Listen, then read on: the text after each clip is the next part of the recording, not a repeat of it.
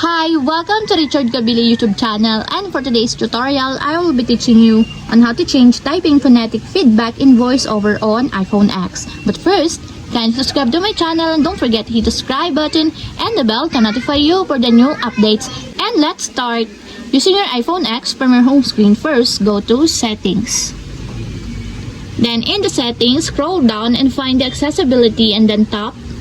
Then on the accessibility, go to vision section and then tap the voiceover.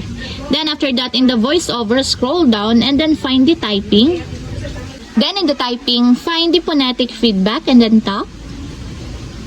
Then in this part, in the phonetic feedback, if you want to change it to phonetics only, just tap it until there's a check mark on the side.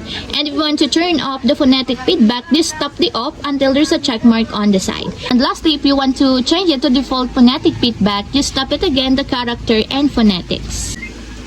And that's it. We have successfully changed typing phonetic feedback in voiceover on iPhone X. If you have a question, kindly comment down below and don't forget to hit the subscribe button and the bell to notify you for the new updates. And thank you for watching!